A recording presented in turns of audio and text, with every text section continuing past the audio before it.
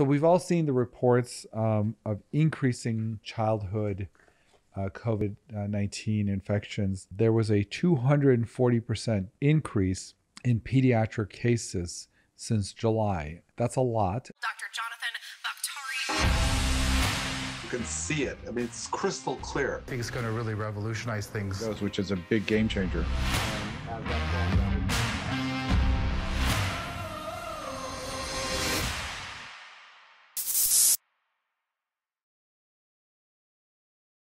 Hi, welcome to another episode of Bakhtari MD. Thanks for joining us. And today I want to kind of talk about children. I want to talk about kids and COVID vaccine. But before I do that, I want to kind of just do a catch up on some COVID things that have been going on. You know, the most recent data on the number of people in the United States that are fully vaccinated is about 185 million people who've gotten 2 doses. That's roughly 57% of the population, somewhere in there. And the reason I bring that up is a very interesting number because I think it really speaks to the future of this pandemic, because following our math that we've been using in past videos about herd immunity, there's 330 million people in the United States. And if you believe 185 million are fully vaccinated, and if you also believe that about 100 to 125 million people already have gotten COVID naturally, if those two numbers were additive,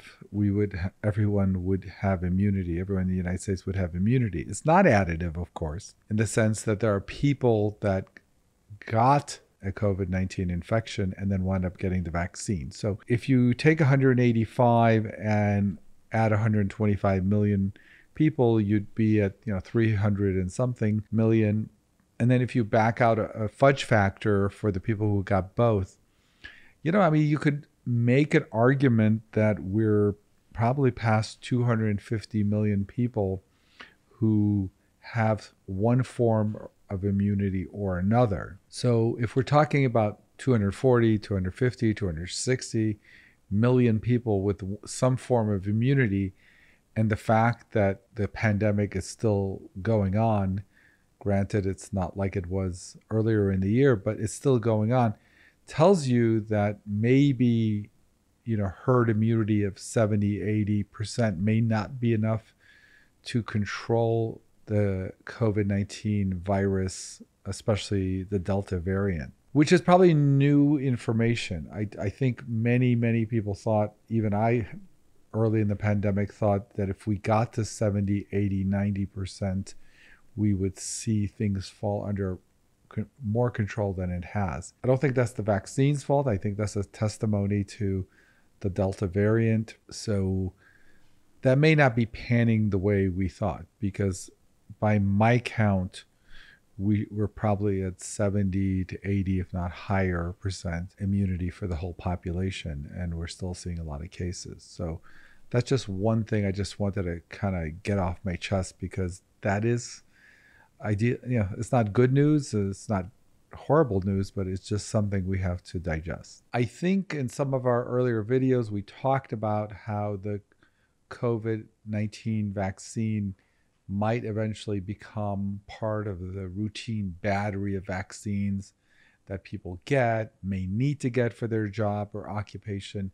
And I think since we mentioned that, I know school districts have come out with mandates for their teachers to get the vaccine. Employers have come out with mandates that all their employees have to get the vaccine. So healthcare workers have had that mandate. So it's pretty much what we predicted, that it would just get added to the list of vaccines. I'm not here to argue for or against those mandates. I'm just here to say it's interesting, because that's exactly what we thought would happen, that it would just be eventually added on to the battery of vaccines people have to get, especially healthcare workers like we're seeing. But teachers now, well, I know some of the universities are also mandating it, but then the next shoe to drop will, especially after the pediatric vaccine version is potentially authorized or approved, is to see the mandate enter, the public school system. Again, I'm pretty much anticipating that will happen, especially after these approvals. So just to give you a heads up, that's probably where this is going. As you know, the mRNA vaccines were approved for 12 and up some time ago, and I just want to give you a quick update on that. This is as of 9/22/21. There were 13 million U.S. children under the age of 18 that had received at least one COVID-19 vaccine, representing 55% of the 12 to 17-year-old population. And 10.4 million U.S. children under the age of 18 are now fully vaccinated, representing 45% of the 12 to 17 population. So you can see that the 12 to 17 are at 45, the general population is at 55 or 56.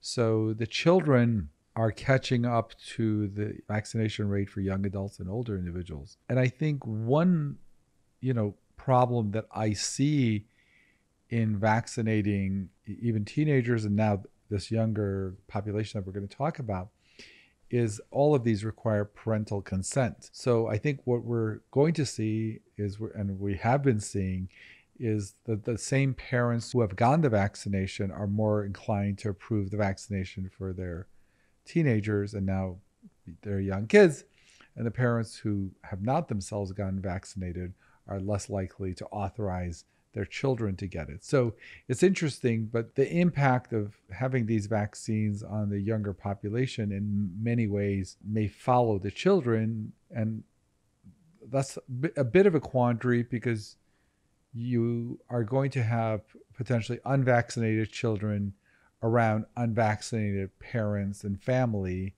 And those are the ones that probably really need the vaccinations. And then the ones that may need it less, although they'll be hanging around other children. But in terms of their own family, children who are vaccinated and their parents are vaccinated probably have less to worry about than the other way around. So as we vaccinate teenagers and children, it's an interesting quandary because you almost want to vaccinate the children whose parents aren't vaccinated.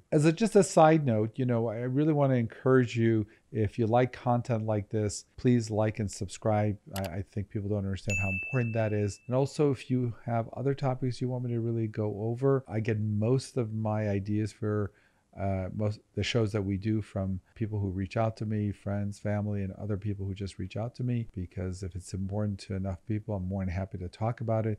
So please leave a comment below if there's something else you would like me to talk about. So we've all seen the reports of increasing childhood COVID-19 infections. There was a 240% increase in pediatric cases since July. That's a lot. And what does July mean? July, of course, means really when the Delta variant took over as the predominant variant here in the United States. Not only is a 240% increase in cases, but also hospital admissions have increased. Now, that may just be a factor that a lot of the other vulnerable people are already vaccinated, but clearly more children are getting infected and hospitalized since July. And I think that really has caused an urgency to have some of this data be sent to the FDA from the vaccine manufacturers and see if we can get it approved for that younger population. So Pfizer released this data on September 20th. This is Pfizer and BioNTech announces positive top-line results for a pivotal trial of COVID-19 vaccine in children 5 to 11 years old. So I'm going to go over their data that they submitted to the FDA. In this phase 1, 2, and 3 clinical trial, they enrolled 4,500 children ages 6 months to 11 years of age in the United States, Finland, Poland, and Spain from more than 90 clinical trial sites. The purpose of this study was to evaluate safety, tolerability, immunogenicity of the two-dose Pfizer schedule 21 days apart in 3 different age groups, age 5 to 11, ages 2 to 5, and 6 months to 2 years. And they actually used a different dose than they were giving adults. Children 5 to 11 received 2 doses of 10 micrograms, while children under 5 received 3 micrograms. And what was also interesting about this study is they took children who had COVID and didn't have COVID. So they included both. So these weren't just children that didn't have COVID. And again, this trial was there to measure safety and efficacy in terms of producing antibody titers, but not necessarily measuring whether these children got COVID or not. So unlike the adults where the endpoint was to find out, if you got this vaccine, did you actually catch COVID versus the people who didn't? Here, they just wanted to see, did you get a robust antibody response? Okay. And did you tolerate it? Was it safe? But they didn't look at whether the children got COVID or not, probably for multiple reasons, but probably the number of children enrolled and the low rate of children infection would have made that a statistical challenge to prove vaccine efficacy in terms of catching COVID as an endpoint. In summarizing the phase 2-3 study, they enrolled children 6 months to 11 years old, total 2,268 participants, ages 5 to 11, and they received 10 micrograms, 2 doses 3 weeks apart. And they looked at SARS-CoV-2 neutralizing antibody geometric mean titer. That means the average titer, the average antibody response. And for that group, it was 1,197.6, which demonstrated a strong immune response. This was measured 1 month after the second dose. Now, the control group for this was to compare this to 16 to 25-year-olds with exact same interval and waiting a month. And that number came out to 1,146. So 1,197 to 1,146. So based on that, they decided that the COVID-19 was well tolerated and the side effect profile was similar to the 16 to 25-year-old group.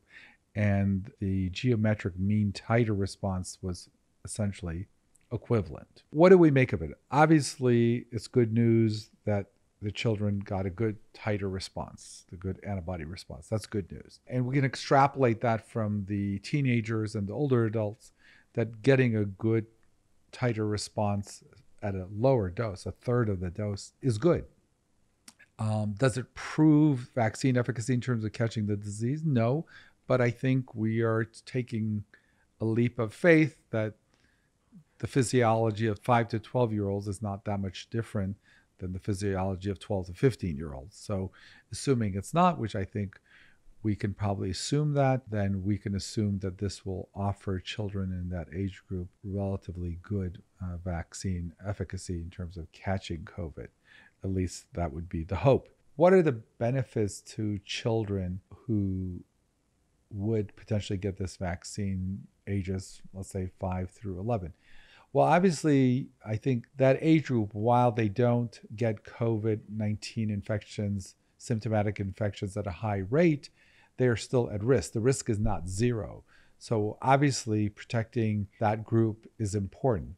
But beyond that, I think there are indirect advantages in terms of children not being able to infect adults and getting us closer to herd immunity, so the virus has less and less hosts that it can reside in. And that's the concept of herd immunity. So I think in terms of getting the children to, the small percentage of them that would get sick and die, protecting them, as well as contributing to the overall herd immunity of the population, just having less houses where the virus can live would move in the direction of trying to get near herd immunity in a way that would significantly impact the number of cases in the United States. And I think, the other thing that is interesting in children is children, especially in this age group of 5 to 11, really struggle with using what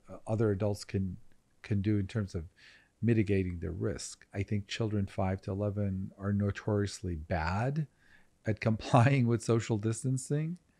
I think they're notoriously bad at mask wearing, especially keeping a tight seal, not having their nose exposed. All you need to do is go to your local playground and see if there are children with masks, what that looks like. It's usually not ideal. So I think protecting these children, in a sense, because they can't really understand social distancing, not many 5 or 6-year-olds understand that really well, I think would go a long way to helping them protect them in many ways. They can't protect themselves like older children and adults can. And then, the other side benefit, I know a lot of teachers are concerned about, having unvaccinated children around them and their concerns for their own health. And I think to the extent that if a significant portion of the pediatric population gets vaccinated, that might address some teacher